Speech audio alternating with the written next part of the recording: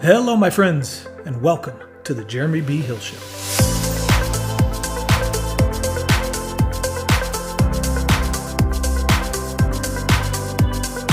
For those that are on their way to becoming the best version of themselves, finding their own success, these are the real-life stories, the goods and the bad, the successes and the failures from those leaders who have made it and those that are still on the journey. Welcome to the show.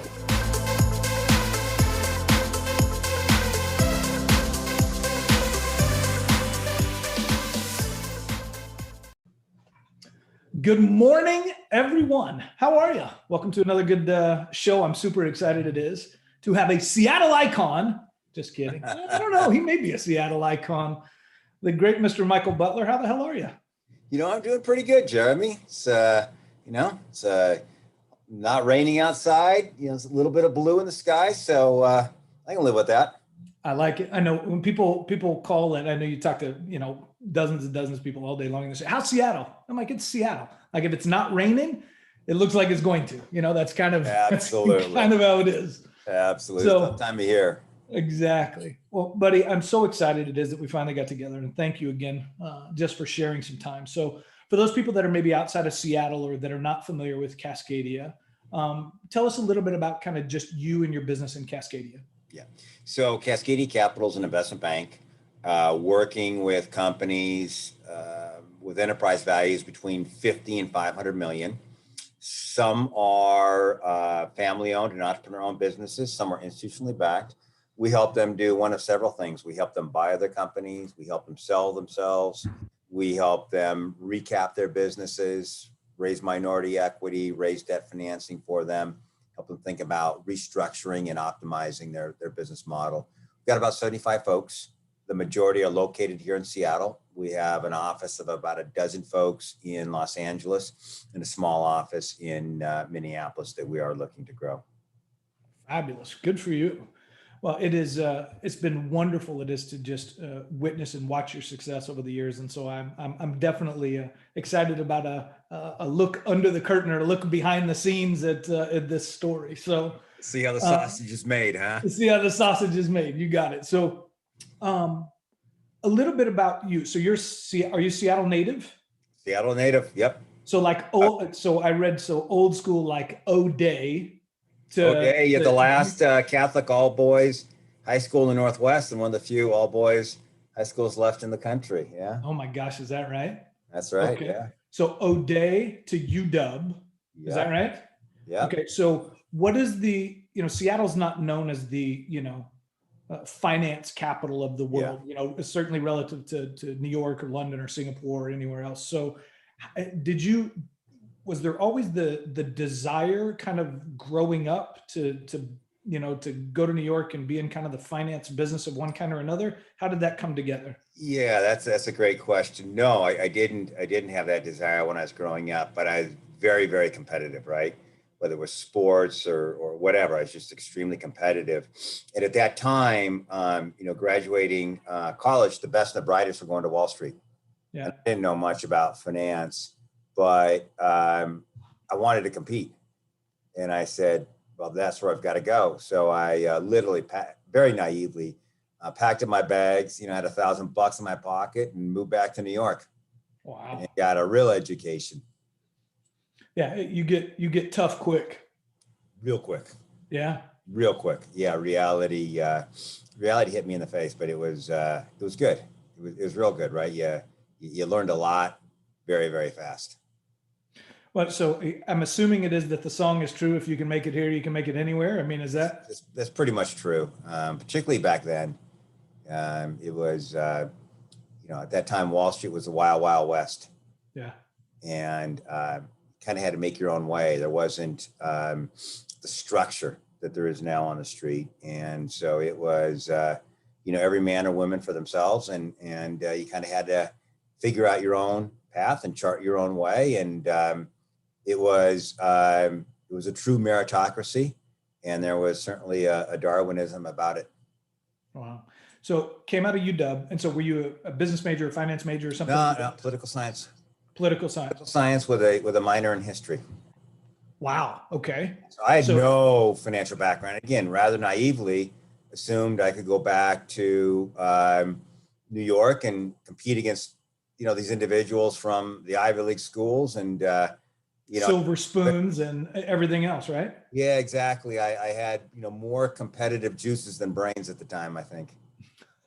I suffer from the same. Yeah. Still maybe today. Yeah. All right, so you get out of UW, you show up to New York, and you walk onto Wall Street, and so Yeah, well, you it said, wasn't "I'm exactly here." walking onto Wall Street. I started knocking on doors, right? I didn't have a job when I went back there. And so I started knocking on doors and I mean, I was getting rejected left and right. And I started at the lowest tier firms, Jerry. I mean, kind of worked up, right? I figured, well, I'll go to the, the lesser firms, the Gruntles of the world, and some of these old names that don't even exist anymore. And I was getting rejected by the worst of the worst, right? And there was just not a lot of options except to work up. And so at that time, the top of the heap was Goldman Sachs and Morgan Stanley. And I mean, I'm literally, been rejected by hundreds of firms. Now, I didn't have so much of a worry about money. I figured, after a few months, I'm like, I got to get a job, right? And I got to just, subsist. So there was a nightclub called the Palladium, a very, the successor to Steve Rubell's Studio 54. Right. And so I go down there, I was lifting weights and in good shape. And I thought I'd get a job as a bouncer. And then like 200 people applying for a job as a bouncer. And so we go in this room and they said, I got 3 jobs as a bouncer, blah, blah, blah, blah, blah. And explain kind of, their process of choosing a banker, and we'll get back to you all. And I'm walking out and they grab me and say, hey, can you stay? I'm like, yeah, okay. And he goes, hey, why do you want to be a bouncer? I said, I need to make some money. I'm working on Wall Street. Didn't have a job at the time, but I'm working on Wall Street and I need a little extra money. And he goes, well, bouncers don't make much money. You should become a bartender. I said, I don't drink and I don't know how to make drinks. And he goes, this is Steve Rubell. He goes, doesn't matter. There's like 4 drinks people order. And I said, but I'm not, I'm not qualified to be a bartender because you got the look. Because you got the look I like. And so I'm like, I don't think so. And then he says, hey, Richie. It happened to be Richie Grieco, who was on Jump Street 21, became a pretty famous actor. And he goes, how much are you going to make tonight? Mind you, this is like in the early 80s, mid 80s. And Richie goes, I'll make about 400. 400 back then was a lot of money, all cash, right? Right. Well, maybe I'll give this a shot. So I had that job at the night, looking for jobs during the day. So I'm getting desperate, right? And I'm thinking, man, this is not going to work out. And so I'm at the end of my rope, and I go into Morgan Stanley, and at this point I'm desperate, and I said, look, I want to meet with the managing director, Matt Caputo, and they said, Mr. Caputo's not available. So I sat there literally for 6 hours. This is Bud Fox stuff. Yeah, exactly. So this is like 5:30 at night. Matt Caputo walks out, and he's walked out during the day. He's looked at me just sitting there, and he's like, what's going on? Who are you? I said, I'm here for a job. You're here for a job. And he said, you're persistent. Come and talk to me. So we talked for about an hour. He goes, you don't have a lot of qualifications. Seem like a smart young guy, but you're not, you don't really fit the mold. You don't have an MBA. You went to University of Washington. You're a political science major. You got good grades, but I don't know. And he goes, let me think about it. Just come back tomorrow. So I come back tomorrow, and he goes, you really don't have the qualifications, but I'm going to give you a shot. But you'd be a lot better if you had this MBA. And I said, he said, I'm going to give you a job. And so he made me an offer, and he said, all right, ready to start. And I said, well, look, there's one thing. You tell me I need an MBA, right? He goes, yeah. And I said, I don't have money for an MBA. I said, I'll take the job under one condition. If I'm the best worker, the hardest worker you've had, you put me back for 2 years at an MBA at a business school, and Morgan Stanley financed it. He laughs and he goes, yeah, done. And so I started working at Morgan Stanley. 2 years later, I go back to Mac, and I've been working for him, and I've been doing pretty well. I said, you remember what I asked you? And he goes, yeah, I do. I've been waiting for this day. I said, I like to apply to business schools, and I like Morgan Stanley to support me and finance it. He goes, okay. So I applied to all the top schools, the Harvards, the Whartons, the Columbias, and got to Wharton. Went back to Nice. my MBA, came back to Morgan Stanley, and just had a tremendous run at Morgan Stanley. And Jeremy, these were the days when the Wall Street banks were like the Marines. Now they're like the Army, right? They've got 100,000 employees. Right. Back then there were 4,000 or 5,000 employees at Morgan Stanley. The firm had a return on equity, no joke, of about 37-38%. Wow. Just printing money. Yeah. It was just it was an awesome place to be. The markets were much less efficient, so it was just an opportunity to really learn and grow under a great management team and within a great firm. And it's really influenced me. I think your first couple of jobs in your career, your first years are so important, right? You learn a lot of lessons. And I learned a lot of great lessons at Morgan Stanley that, we've actually used this year at Cascadia. Good for you. Well, I mean, it sounds like a brilliant, like you said, right? It's gone from the Marines to the Army, right? And so you've gone from, kind of a group of hired assassins and just very tactical to, now you got 100,000 guys in the infantry all just marching. Different. Somebody said to me, a good buddy of mine who just left Wall Street, just left about a year ago, he goes, the last 15 years, it's like working in a factory, right? You're a highly paid worker, but it's working in a factory. You're doing one discrete job really, really well, but it's like working in a factory, right? You don't have the room to kind of make your own way anymore. And I think that's a pretty apt description around what the big investment banks have become. And again, as a shareholder, probably not a bad thing. As an employee, not necessarily a great thing in my. Not as romantic anymore. Yeah. And so you were there, you were a long time at Morgan and then also at Lehman. Is that right? Yeah. And so in 95, I started thinking, do I want to spend my whole life in New York? Or do I, potentially want to move out of Wall Street?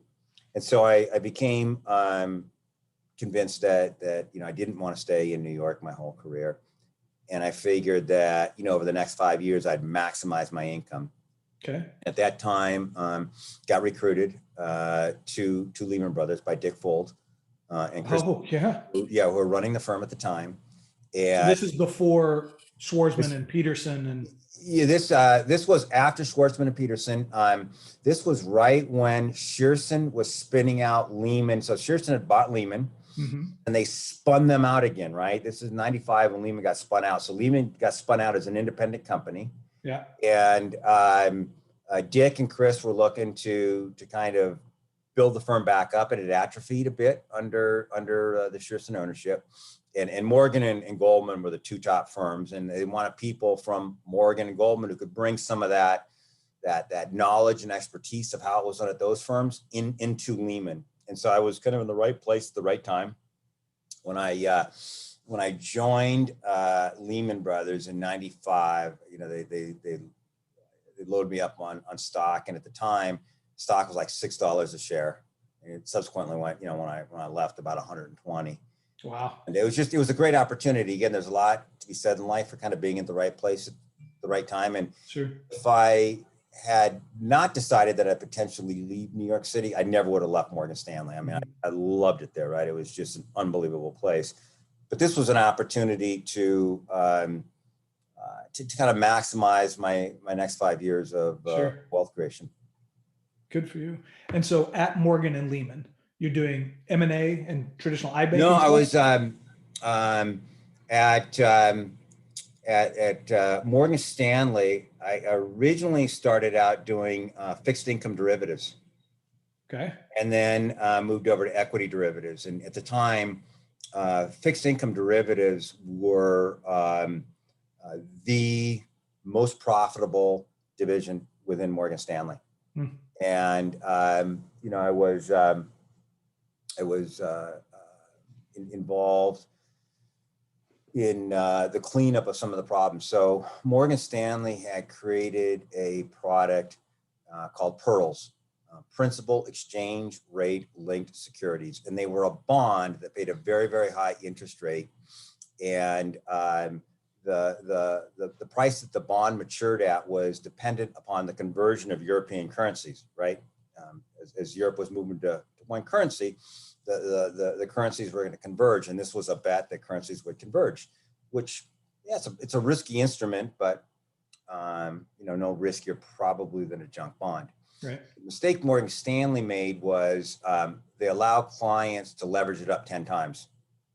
Somebody would, invest, $10 million and buy $100 million of these securities. But if they matured at, par and you made a 12, 13, 14% interest rate, all was good until the currency convergence blew up and these bonds started maturing at, 30 cents on the dollar. So that same institution or individual who spent 10 million and bought, $100 million worth of bonds, those bonds had a value of about 30 to 40 million at maturity. So, the buyer would say, okay, I've lost my $10 million. And Morgan Stanley say, yeah, you've lost your $10 million. But oh, by the way, you owe us another $50 million. Right. Right. And so it became, pretty big situation within Morgan. I was one of the people, myself and another banker, had to go to Europe and clean up that mess. And that's how I kind of made my name at Morgan Stanley. I was one of the two bankers that helped clean it up and kept it out of the press. Wow. So it was just crazy times. So I actually was over in Europe for about 9 months cleaning that up. And that's how I kind of made my name on Wall Street, my name at Morgan Stanley, as somebody who was able to work with the owners of these bonds, work with the desks at Morgan Stanley and the senior management at Morgan Stanley to settle these claims and to keep it out of the press and to, just make it. Smooth it over. Yeah. Yeah. Okay. So you make the decision, go into Lehman, maximize, and at some point, and you're married at this time, and at some point you want to get out of the city. Yeah. Yeah. And at that point, Fulden Pettit brought me in to run equity distribution globally for tier 2 and tier 3 accounts, as well as high net worth investors. So what that meant is, the big multi-billion dollar institutions were run under Steve Lessing. And then the tier 2 and tier 3 institutions and large individual accounts were run under my direction. So I had responsibility for the equity distribution, the syndicate, was on the private capital commitment committee, and was a pretty senior.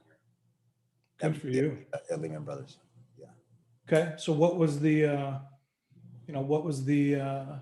catalyst it is that you woke up one day and said, okay, it's time to get the hell out of the city? Yeah. So my wife was pregnant with our second child, and it's tough. It's tough having kids in the city, right?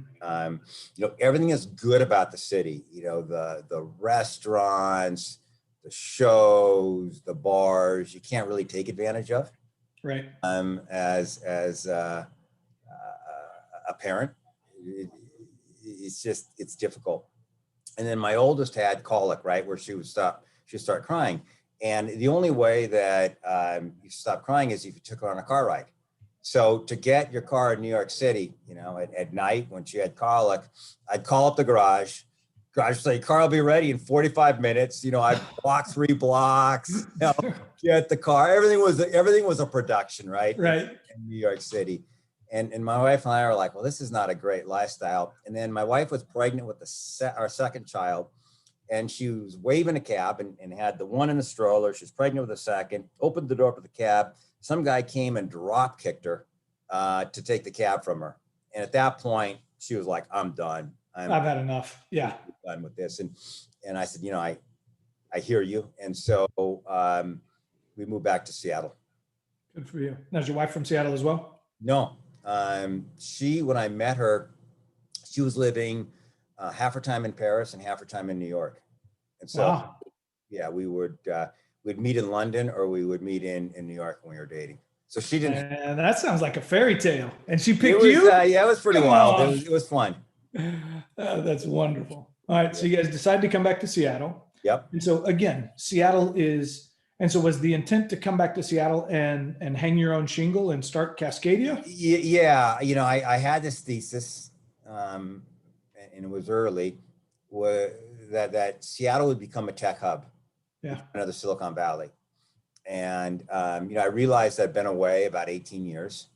And so I knew I needed a local partner. I'd become too New York. Every time I come back and visit Seattle, they were like, "You're not a Seattleite, right? You've got your suspenders on." They said I had an accent. And I'm like, this isn't going to work well unless I get a local partner. So I kind of thought about who would be a good local partner. And I settled on Tom Cable. He had Cable House and Reagan and just a wonderful reputation in the city. And so I reached out to Tom and I said, "Hey, Tom, I've been on Wall Street, coming back, want to start an investment bank. You'd be a great partner."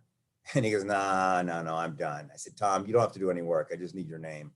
And he goes, No, I'm done. I'm going to spend 6 months in Arizona, the other 6 months in the San Juans." He said, "But, I got a son. You should meet. He's got access to my network. He's got his own network. He's got, a healthcare background, but he's done finance." And so I met Kevin, and for about 6 months, we planned Cascadia. And so we started the firm. And again, we had a thesis that Seattle would become a mini Silicon Valley. And this was in 1999, Jeremy. And for the first 6 months, it all came true, right? That was the middle of the internet bubble. And I was about to say, perfect time to start a business for tech. I'm like, right in the oh my tech God, bubble. this is unbelievable. A great story, great side story. We raised about $1 million from individuals for a company called Office Depot. Name was since changed to Onvia. And I think we raised it, I don't know, at a $15 million valuation. And we took our fee in stock, warrants. And swear to God, 6 months later, this company goes public. And our stock is worth like $36 million. And I'm like, why didn't I come back years ago? This is like, the old saying on Wall Street is politically incorrect now. This is like clubbing baby seals. Right. And I'm like, this is unbelievable. And so we got the stock. It's worth $36 million. We're locked up for 6 months, but we're like, maybe it goes down to 18 million, right? But this is great. 6 months later, the bubble had burst and the stock ended up worth being about $80,000. Oh. So, it was just like, oh my God, the first 6 months were great. And then reality soon smacked us in the face. Oh my gosh. Yeah, it became real brutal, middle of 2000 through the beginning of 2004 is just really brutal. The city, as many will remember, really was flat on its back during that time period. Yeah, it was. And I mean, then, well, now for sure, but then I'm certain even more so is that, our venture capital community here is growing, but it's certainly not, relatively speaking, to what it is that we would see on a par for par basis. It is with San Francisco. Oh yeah. New York and Austin have been growing, but our community here is good. Our private equity community here is relatively small. Yep. And so, my 20 years, and I know you and I've had some conversations, that is historically, you've got this growing, burgeoning, fantastic group of entrepreneurs and growing businesses. But anytime it is that they actually need money, you got to get the hell out of Seattle to go find it and bring it back. Right. Yeah. And so I'm sure that your leadership and your experience, spending 20 years in New York, coming back was a great story to tell, but you're still not the new kid on the block, but kind of the new kid on the block. So what was it like getting out and you and Kevin now going around and telling your story and trying to drum up business? Yeah, it was challenging. And I think, in retrospect, what I learned was Seattle people had seen financial carpetbaggers. Yeah. Would come into Seattle and say, "Hey, we're committed to the region," and they would open up an office, and then when tough times hit, they would leave town. What gained us credibility was we stuck around and we survived during the down time. We didn't survive because we were doing business in Seattle. I had a lot of relationships, throughout the country. And when I came back to Seattle, I told them, look, we're only working with Pacific Northwest based companies. And then during the downturn, Jim Robinson, who was the former CEO of American Express, who I knew quite well, and has started a venture firm, RRE, called me up and said, hey, look, I know that you're only focused on Pacific Northwest companies, but I've got, a company in Atlanta, and I've got another company here on the East Coast that I'd like you to work with if you would consider working outside of the Northwest. So I talked to Kevin, and he's like, do it, let's do it, right? There's nothing here in Seattle. So we kind of expanded our business by necessity beyond the Northwest. And Sure. That's the only way we survived a downturn, quite honestly. Yeah. And at some point, everybody's got to eat, right? So if the business is in Seattle, great. If the business is in Atlanta, then sweetheart, we're going to Atlanta for a little bit, right? Absolutely, right. Again, at that point, it was just a matter of survival. And Kevin and I were writing checks to the business to make sure it survived.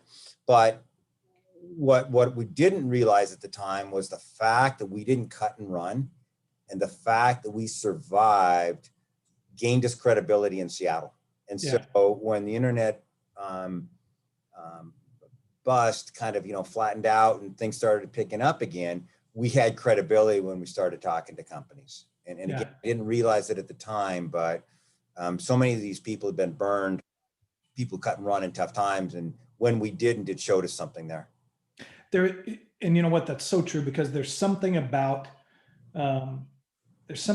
just when you just keep showing up, right? That, I tell my children that, right? Half of life is just, it's showing up and being engaged and having grit, having to persevere. And, so many people don't have grit to persevere. And at this point, when we hire folks, Jeremy, we're looking for grit and perseverance as much as we are for brains and talent. Yeah, there's something about, and you can tell, because education and doesn't always do it. Education doesn't always necessarily give the person that kind of piss and fire to them. Exactly. It is that you need that grit to them. That's something that you kind of, either got or you don't. You're going to get punched in the mouth, and you're either going to swing back, or you're going to, go back to your beer and drink it in the corner or something, right? Absolutely. And I think, one of the keys for us has been trying to delineate who has that grit and who does not. Yeah. Yeah. Agreed. So we had it, and I think that gained us credibility. We had that grit. I get it totally. And still do. You just wear, nice suit and a fancy scarf and shit like that. So the motivation. So you and Kevin, you knew what it is that you wanted to create. It seemed like Kevin was on board. He was kind of a local resource. Was more of the motivation just getting the hell out of New York, or was the motivation having your own shingle and taking your experience and creating something that you thought was, this is how it should be if I was doing it? Or what was the desire ultimately really? Yeah. That's a great question. It was the latter, right? When Kevin and I started the business and we went around town talking to people, this is no exaggeration, I would say 3/4 of the people had no idea what an investment bank was. Yeah. It was just unbelievable to me that there was no knowledge of what an investment bank was. And then it became almost personal. It's like, hey, this is a great opportunity, but there's gonna be a lot of work. But let's show them we can add value. Let's create something in a region that was really not receptive when we first started the firm. And so it became kind of personal for Kevin and I. I can see it. I had read somewhere years ago, that said, I didn't know I had a headache until the pain stopped. Yeah. Right. And it's that, this community here didn't really know what it is that they needed or know what was missing until you brought it to them. Right. Yeah. And our pitch to them was, look, Seattle's great companies, but there's not a lot of resident capital here. We'll be the bridge to capital outside the region. Yeah. And that was our pitch. And then, people started saying, okay, well, I think that makes sense. And once we started doing deals, I said, okay, I get that. I understand that. Yeah. I see Yeah. No, value in that. that bridge to capital outside of the region is an easy story for you guys to tell. Yeah. Yeah. Uh, That was the most natural was story. there, so, you're finding Seattle early on, hey, if there's a deal in Atlanta, I'm going to Atlanta, all this kind of a thing. Was there a point after the first year or two or three, because Cascadia is 20 years now? 21, yeah, started in 99. Yeah. It's fabulous. Okay, 50, 21 years. Was there a point, kind of a year or two into this or three into this to where you hit kind of either an inflection point or a turning point to where you're like, oh shit, this is actually working. Like we're starting to get some steam, we're starting to get some attention. This is a Yeah. good thing. Yeah. Around 2005, 2006, Mm-hmm. we kind of got back up on our feet and, we're feeling pretty good about things. And then 2008 hit and the Great Recession hit. And it was like, oh my God, but it was interesting. We, having been through it once, we weathered it better. It was still very, very challenging, very, very tough. But, in 2008, we really took the opportunity to rebuild the foundation of our business. Okay. And when things were really, really slow, we made an effort to get out there to develop relationships. We decided that instead of being generalists, our bankers would become industry experts. And really the foundation for what we are today was set during that downturn in 2008 through 2010. Yeah, and that's Like, how many times do how many times do you and I hear that story, right? Is that these successes, these businesses it is that we know today, or 20 years from now, or whatever it is, the momentum that they had, or the genesis for their story came out of a dip or a lull or a transition in the market or one thing or another. And so that makes all sorts of sense. The other thing it is that you said that I think is important for those people that are listening is that you said, 99, we started this thing, we're hustling, we're trying to do it. And we finally got our inflection point in 2005. That's 5 years of like that grit that you talk about before you get to a point to where it is, okay, we're finally hitting our stride. And how many times do you and I see the fact that is that somebody's into something 6 months or a year or two, and it's just hard. And so they quit and go back and do something else. And the rewards of success come because you have that grit, because it's always going to be tough, right? And it's getting through that and developing that kind of resolve and steeled kind of form to yourself that gets there. And so 5 years of hard work, just for the privilege of meeting your stride, hell yeah, man, I applaud that. Yeah, and then we get knocked on our butt again. Right. And it's just like, oh my God. And so Kevin and I often say we're not really a 20-year firm. We're a 10-year-old firm, right? The first 10 years battling bear markets, the financial system blowing up, the internet bubble bursting, and it was tough. But and I guess you could say this, right? I could say this because I now have the wisdom of age is. Look, going through that was actually a good thing. Mm-hmm. Lessons you learn, the way you improvise and develop new ways of doing things that you have to. Necessity is the mother of invention. Yeah. It's brutal to go through it, but it was necessary and it was beneficial, even though it certainly didn't feel like it at the time. It was extremely difficult, difficult.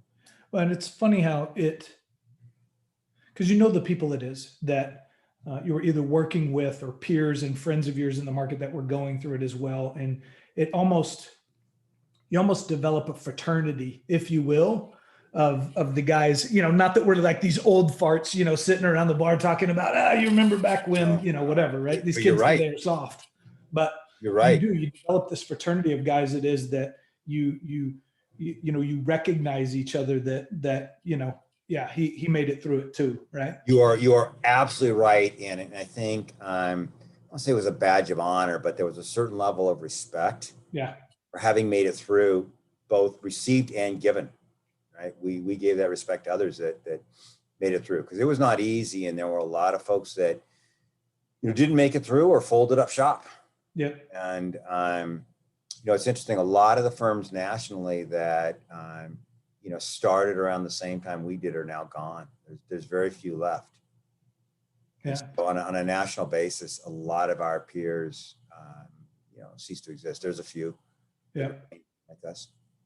So let's move into that. So 2008, you start moving into saying we're going to silo this and bring in an expert in healthcare and an expert in technology, and an expert in this and an expert in this kind of thing. How did you and Kevin start?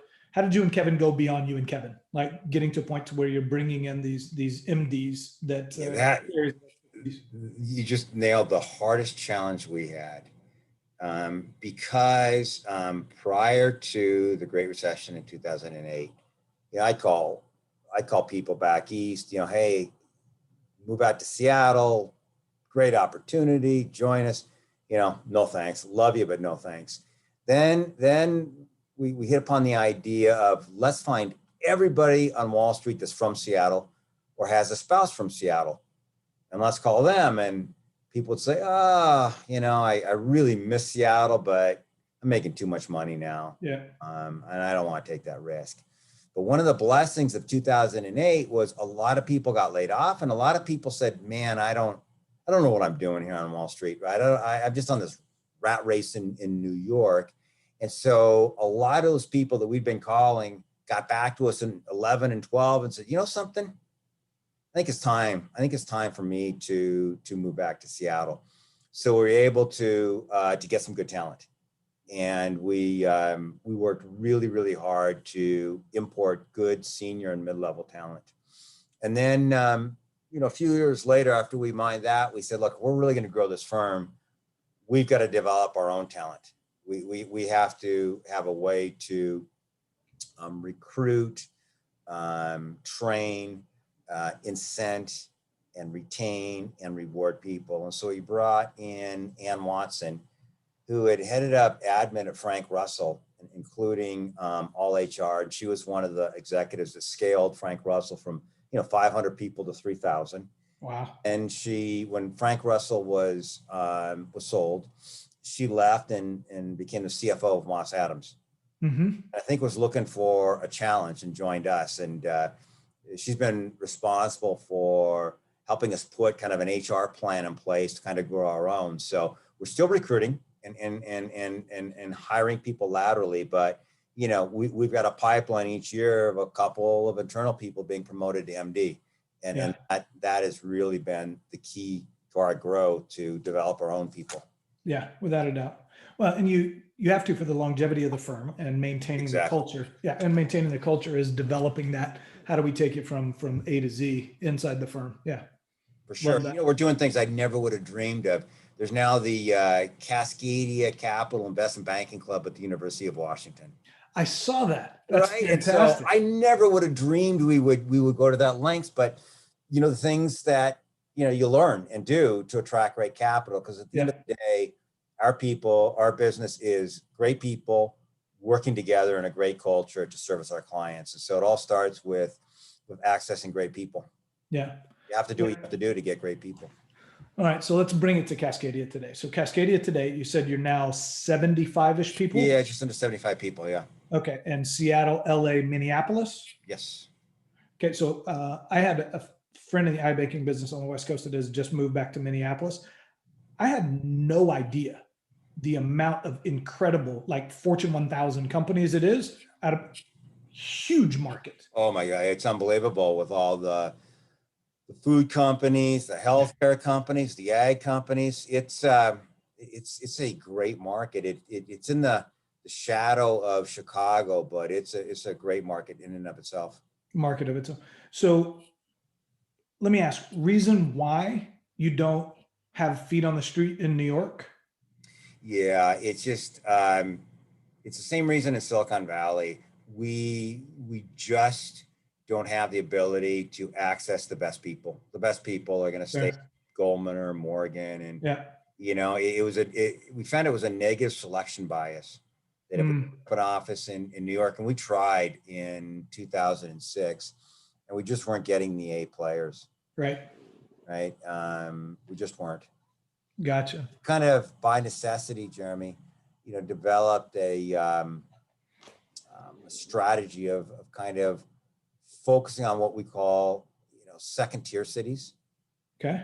And again, I don't want to use that word derisively, but the Seattles, the Denvers, the Salt Lake Cities, the Pittsburghs, the Nashvilles, the Clevelands, and staying away from Silicon Valley, Chicago, and New York, unless we have a competitive advantage in a specific situation. Yeah, and I think the badge of the second tier city isn't second tier for the city itself, but probably second tier in how well they are served by the Morgans and the Goldmans and these guys. Because Morgan and Goldman have offices here, and that's great. But if you're not to poo-poo it, but their varsity players are not coming to Seattle, right? I mean, shitty thing to say, but that's the truth, right? Yeah. So Cascadia's focus today. So you've moved into these silos. So I know you personally have gotten big into kind of the fruits and farmers and the beverage space. And like, I don't think people outside of this economy understand how large the farming and the fruit business here is here in the state of Washington. Yeah. So I think it was 2010. We did, and it kind of the tail end of the downturn. We did an analysis of our business, and the vast majority of our deals were Puget Sound based.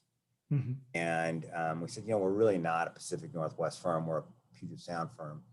And so Jamie Boyd, one of my partners, and I know Jamie, he's a great guy. He's a great guy. He is now the battery storage banker in the States for middle market M&A. Love him. Yeah, he's great.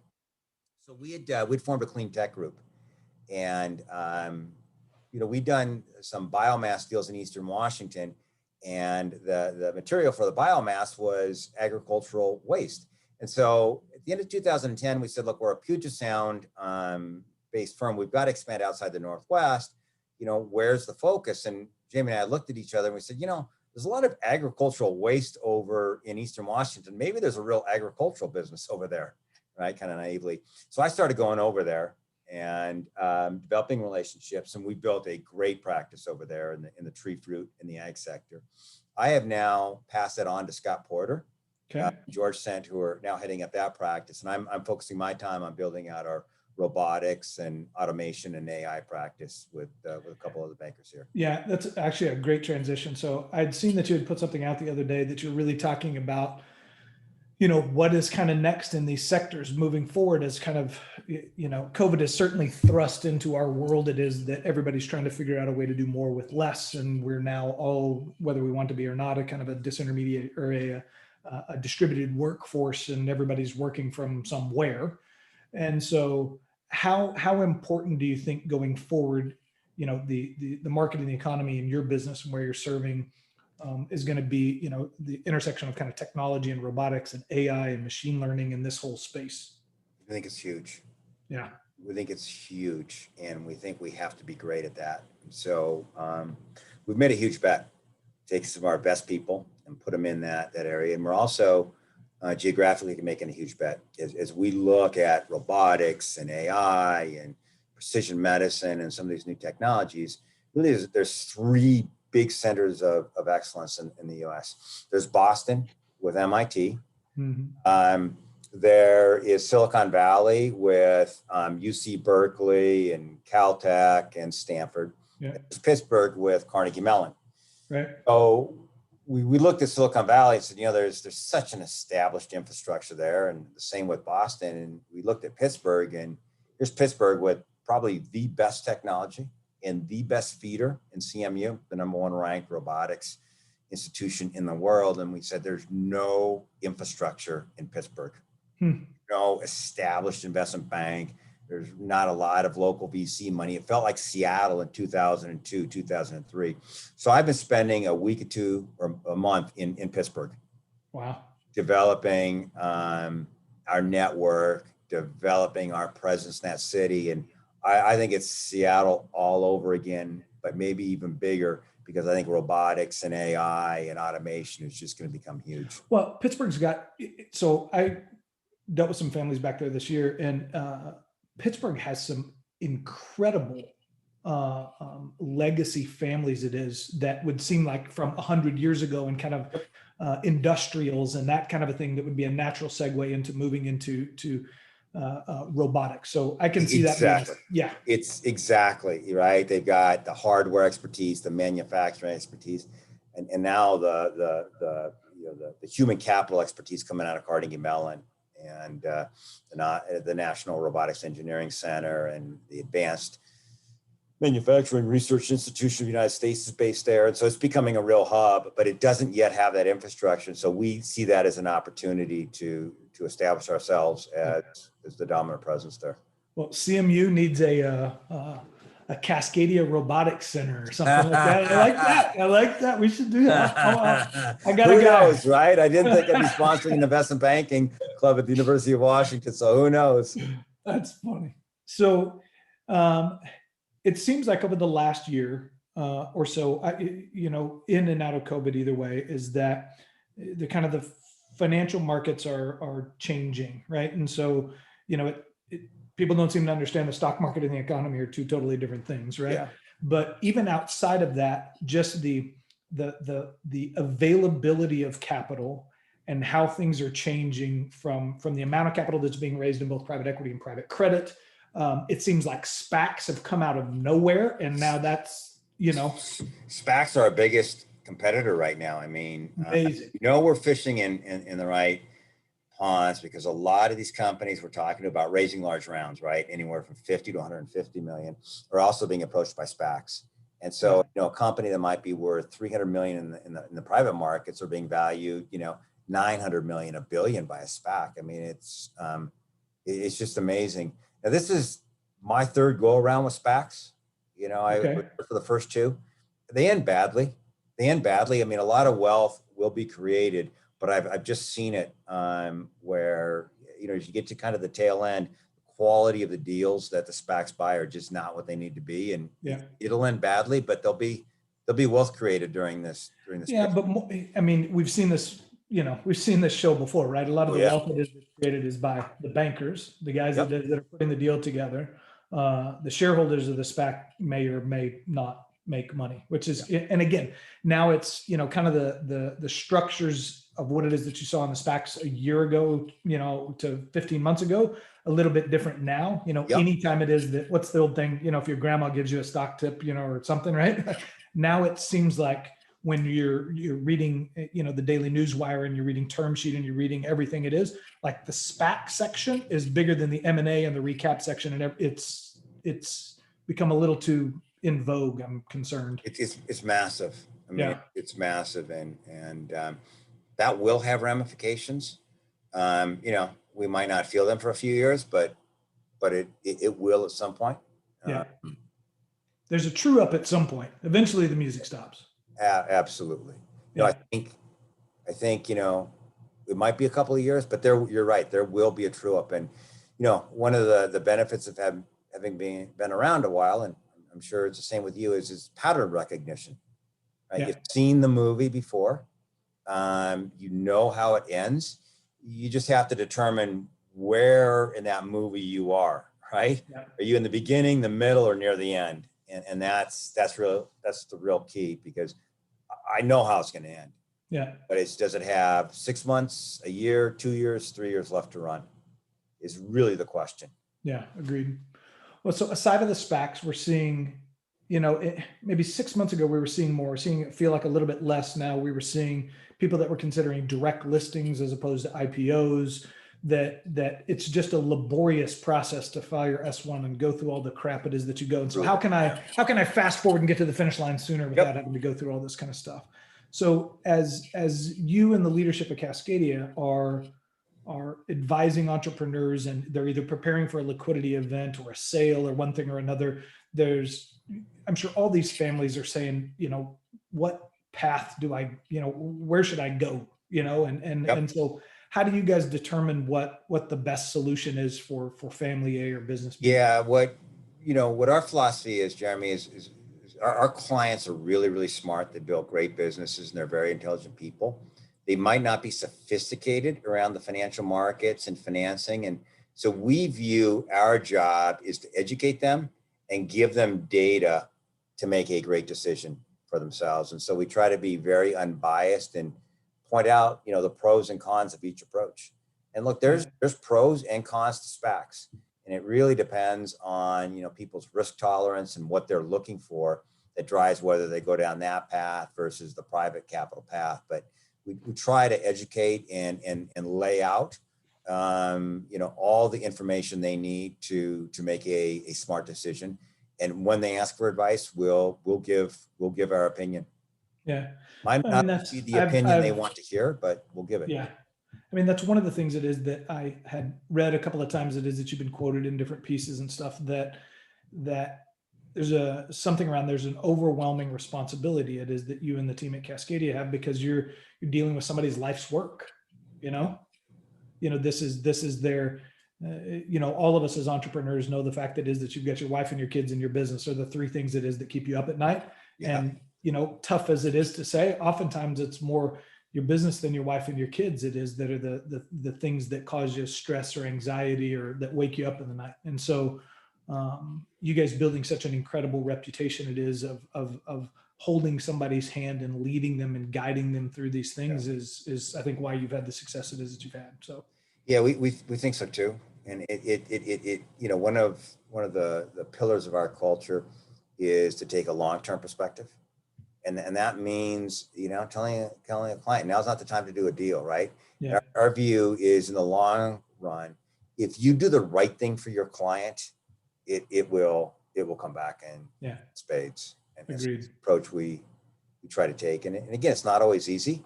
And with our clients, it's not always just a business decision, right? It's a family decision. Yeah. And we like to say we're not only investment bankers, we're part-time psychologists too. Oh yeah, you're half Dr. Phil and half Chuck Woolery, right? Yeah, exactly. You know how it is, right? Exactly. And you just have to have the patience and wisdom to work with family business owners and help them through those issues. But it's tremendously rewarding personally. And, it's financially rewarding if you do it right. Yeah. The Fortune 500 company, you're just an execution resource for them. They've already made their decision and they'll pay you like that, right? Where a family business owner or an entrepreneur owned business will pay you well if you help them, right? But you got to do right by them. It's a hell of a lot more personal. It sure is. Yeah. And again, a lot of these clients become personal friends. Yeah. We talk to them and you care about them. You care about their families. You care about how they're doing. And, if the transaction is done right, you're setting up their family for generations to come. Yeah. Which is a responsibility. Blessing and a responsibility. Yeah. Yeah. Agreed. For sure. So the next year, 2, 3, where do you see Cascadia going? Where are the opportunities? What are you guys excited about? Yeah. So we think that we're kind of entering a new position in the market. Our competitors now are the Piper Jaffrays, the Harris Williams, the William Blairs, the Lazard Middle Markets. It's a different competitive set. And we have to kind of rethink and fine tune how we approach things because the competition has got a lot more fierce. We put together a 5-year plan in 2016 and we'll hit the metrics this year of that plan. And so I think it's time to look at a new 5-year plan. We think we've got to get strong in robotics, AI, DNA sequencing, blockchain, storage, and 5G. We think those are technologies that will transform every industry on Earth and transform people's lives. And we've got to be good in those areas. And there's a big reason why we put together the robotics, automation, and AI practice. Yeah, agreed. More time in Pittsburgh for Michael. Yeah, it's funny. It's a lot like Seattle, just a lot of great people. And Yeah. Actually a beautiful city. People don't think of it as a beautiful city, but it's like here. It's a gorgeous city and great people. And I love some of the artifacts of the history of the city. You go and you buy a sandwich there, and all the sandwiches come with coleslaw and French fries in the sandwich.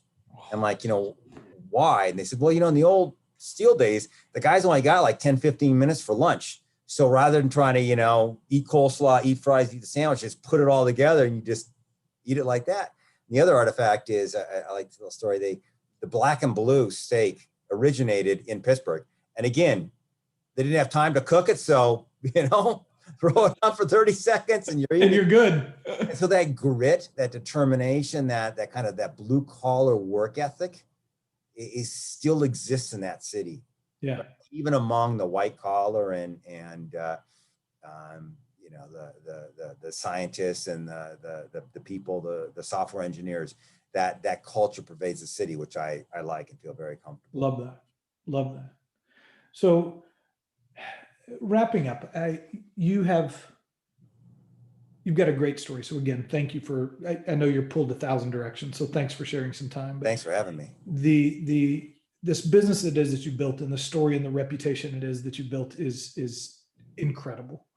And so if you look back on Michael 10 years ago or 15 years ago, or coming out of 2005 where you're, just getting your strides, or 2008 when we're all getting gut punched, you could give yourself advice 10 years ago or 15 years ago, what would you say? I think what I've learned since then is just get the best people you can get and incent them properly and let them do their thing. Yeah. Right. And I've learned to delegate and just search out people that are smarter than me and more talented than me. And if you can do that, you'll be successful. Yeah. I think that's great advice. So much of what is the old saying, if you want to go fast, go alone. If you want to go far, something, do it with great people, because the people around you make all the difference in the world. And I've known you and Jamie and a bunch of your guys and Siegler and all. We have great people. You have great people. It's taken us a while to figure that out, how to do that, how to get those people and incent them. And we have outstanding people, and that's what I'm proud of. Yeah, without a doubt. So, there's a lot of people on the journey that are just trying to get to their stride. They're maybe not there yet, but they're close. And so we have a great audience of people. We talked about, from everything from business and finance and that kind of guys to entrepreneurs and otherwise. But for you, from the outside in, looking out from an outward perspective, it kind of seems like this old man in the tower with the fancy suits and stuff at Cascadia. He's kind of, he's maybe got stuff figured out. And so for you, what keeps you driving and motivated to keep showing up and to keep pushing yourself? I think it's a vision, right? We had a vision to become, kind of the dominant investment bank in the Northwest and ride that wave. And I think the vision has expanded to become, one of the top middle market banks in the country. Yeah. And at the end of the day, Jeremy, I think I and the rest of the people at Cascadia love what we do. We love the clients we work with. We love helping them. We love the challenge. And I think if you're doing what you're passionate about and you have a vision of where you want to go, it makes it really easy to get up in the morning. Yeah, that's perfectly said. Perfectly said. All right. So for those people listening, where can people either learn more about Cascadia or connect with you? How can people get in touch with you and follow what you're doing? Yeah. So our website is www.cascadiacapital.com. I'm M. Butler at cascadiacapital.com. One of the things that, I do more of these days is just, I get a lot of young people coming to me asking for help, and it's just my way of giving back. So I'm always happy to jump on a phone with somebody and try to give them some advice or help. Awesome. Even old guys like me get advice or help? Oh man, I could probably learn a thing or two from you. I love this idea of these podcasts. It's been great, and I'm super excited to have you on. Yeah, I think today one of the challenges in our society is everything now is a soundbite. Yeah. People don't take the time to have a more in-depth conversation. And I think, more and more from people I talk to, more and more people are listening to podcasts and saying, yeah, I want to go deeper in a subject as opposed to, a 30 or 45 or a minute segment on the news or, on a website. Yeah, agreed. 1,000%. So, for everybody listening, if you have not checked out, again, they're at CascadiaCapital.com. Check out Michael's M. Butler at Cascadia Capital. And then I'm sure people can connect you or find you on LinkedIn if they want to. Yep. Absolutely. Awesome. I get hit up on LinkedIn a lot. So absolutely. Well, you guys have you've built a world-class reputation. You're a great entrepreneur. We're working, our firm, we're working with you guys right now, and I've been overwhelmingly impressed. That's great. Well, I know the deal, and it's my bankers love the deal. Awesome. That's a great company. It's a great company. Excellent. Well, hopefully we do some more together. That would be There cool. we go. Buddy, thank you so much. Enjoyed having you on. Jeremy. All right. Thank you. Take care. Bye-bye.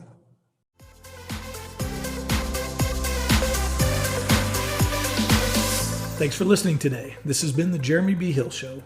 If you liked today's episode, go on and give us a 5-star review. Not 4, but 5.